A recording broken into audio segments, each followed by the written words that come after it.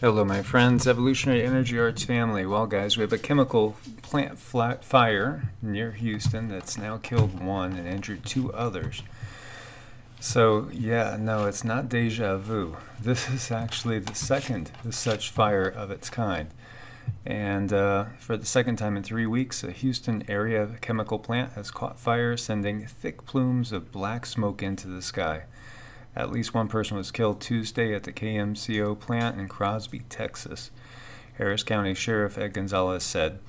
Two others were in critical condition and were taken by helicopter to a hospital, Fire Marshal's office spokeswoman Rachel Marino said. The fire was contained, but firefighters were working to keep it from spreading. So this incident started when a transfer line ignited in the area of a tank holding isobutylene, according to the sheriff. An adjacent storage building also caught fire.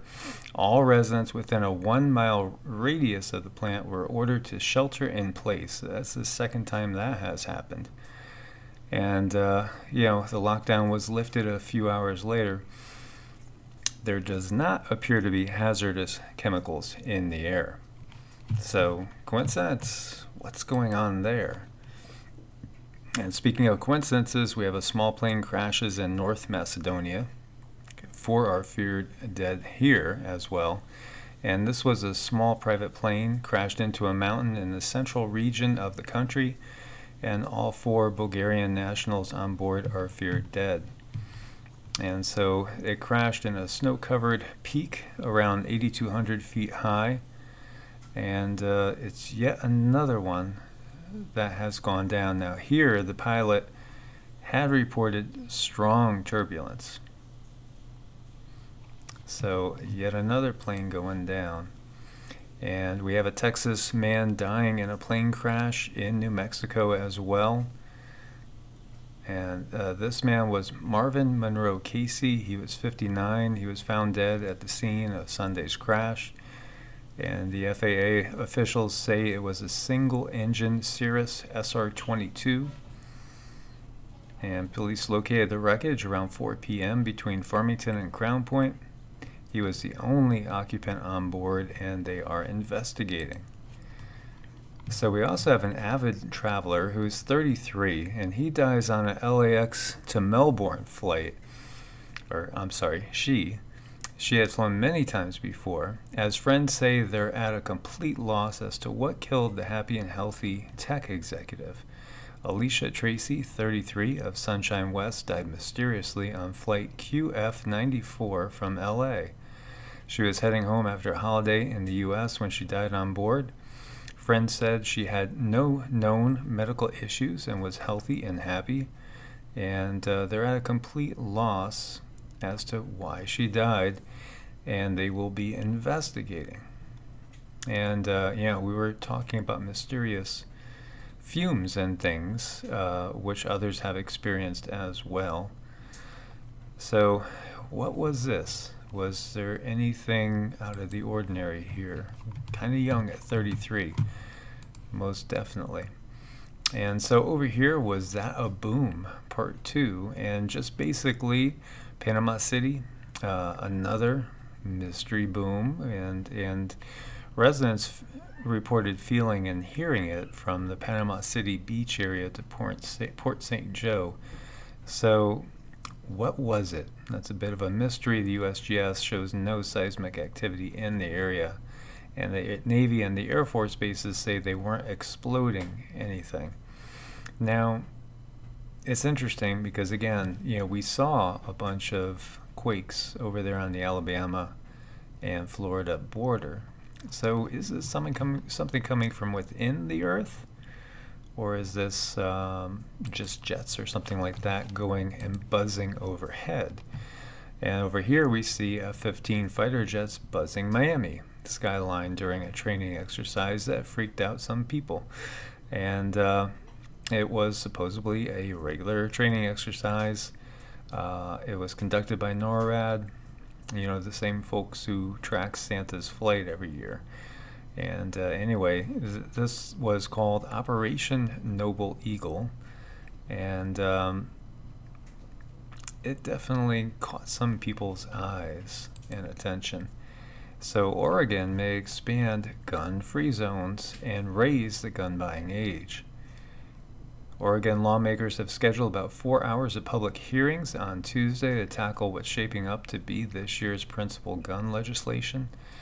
In the morning, Senate Judiciary Committee will take testimony on a 44-page proposal that would, amongst other things, penalize some gun owners who fail to lock up their guns and allow gun dealers to refuse to sell the guns to people younger than 21.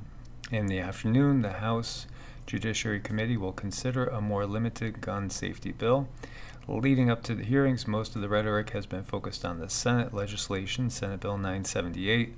Supporters include Ceasefire Oregon, which called the amendment to the Senate Bill 978 an important legislation that will reduce gun violence.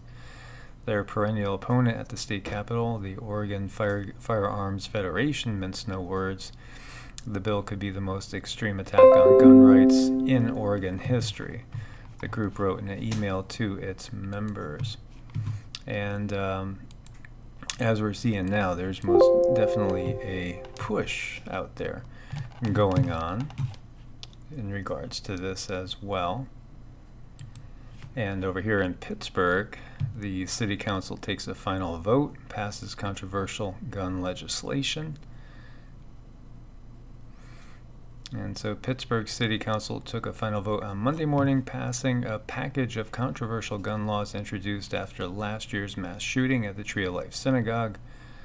The legislation will place restrictions on all military-style assault weapons like the AR-15 rifle that authorities say was used in the October 27th rampage at Tree of Life in Squirrel Hill, which killed 11 people and wounded 7.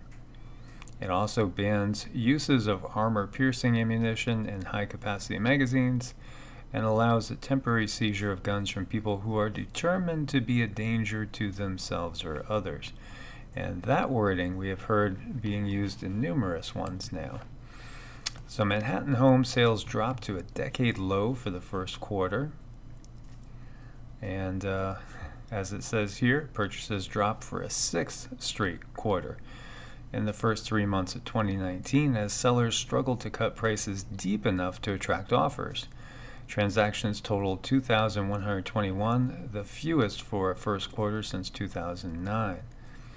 So you have a seller generally overpriced and willing to make discounts that bring them closer to market, but the buyer is not willing to come up, said Jonathan Miller, president of Miller Samuel, in an interview. The bigger the disconnect between buyers and sellers, generally speaking, the lower the activity is. So are we seeing signs?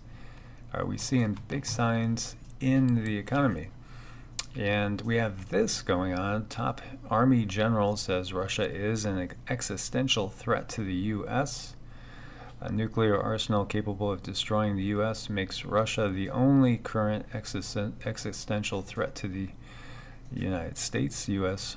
Army Chief of Staff General Mark Milley told lawmakers because of Russian nuclear capabilities, they are the only country on Earth that is capable to destroy the U.S. He said on Tuesday at a budget hearing before the House Armed Services Committee. However, having that capacity does not mean Russia is currently planning to use it, he added.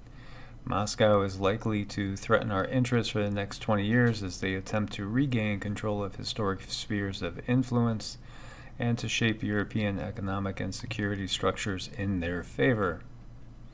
Russia will seek to undermine NATO and challenge the U.S. in all regions of the world, he insisted. So, arguing for the Army's portion of the Pentagon's $780 billion budget request for 2020. See how that just keeps going up? Now it's 780. It just constantly skyrockets. And as we were saying before, when you expect change, you just don't get it. You get the same thing going in the same direction. And that's what we have with both of the parties that have been running this country. Well, both of the apparent parties that are running the country. And it's really, as we know, they're both basically two sides of the same coin. 113 million worldwide living in food insecurity.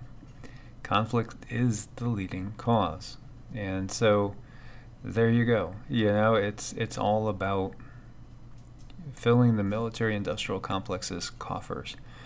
And who suffers? This little one suffers. And isn't there something wrong with that? So a new report on famine around the world makes for very grim reading, showing starvation ravaging 53 countries, mostly due to conflict and climate shocks. In some places like Yemen, the crisis is almost entirely man-made. And I think it's even more man-made than saying almost. I can describe the horrors of what it was like to live under siege, but to describe how it feels to be hungry, on day one's bad, and day two you start to think, what can I do about this? Beyond that, I will not say. Reads a quote from a Syrian refugee that opens the Food Security Information Network's latest global report on food crises, published Tuesday. Some 113 million people in 53 countries, the majority of them in Africa, faced chronic food shortages last year. Another 143 million people in 42 countries were found to be living in stressed conditions on the cusp of acute hunger. The growing problem is reflected in the increasing global spending on humanitarian aid, which rose from $18.4 billion in 2013 to $27.3 billion in 2017. So you compare that 27.3 to the $780 billion being spent on arms just in the United States alone. Despite the rise in aid, the report's authors argue that humanitarian assistance does not address the root cause of food crises. And, this is just a situation that we have to keep bringing up as much of us every day, every way that we possibly could, until we get some sort of change in this world. And somehow we don't feel like we have any power to change anything. It's pretty apparent, is it not? Everything just goes on status quo. Washington keeps going on status quo. Same thing with London. Same thing in the Vatican. Nothing changes. Nothing changes. Nothing changes. And that's very, very sad. And that needs to change. More people are waking up to all this every day, and still they keep trying to pull the wool over our eyes. It's always the stories of the big bad boogeyman that's going to come. And so we have to put all of our attention, all our tax dollars and everything into the military-industrial complex, and all the fear. And also, the lockdown. All the technology that's doing nothing but locking us all down into a cyber prison, into a global prison. And so, we need a reset. We need a restructure. We need to change things for little ones like this. For what are they inheriting here? This system is broke, and it needs to change. And we need to demand that change. And we need to exemplify that change that we want to see. So my friends, as always, thumbs up to support the channel. Thank you for your support. Please do subscribe if you haven't, and click the bell, and make sure you subscribe to both channels, Evolutionary Energy Arts and number 2 as well. And share. I look forward to your comments, my friends. Stay safe out there. God bless, and namaste.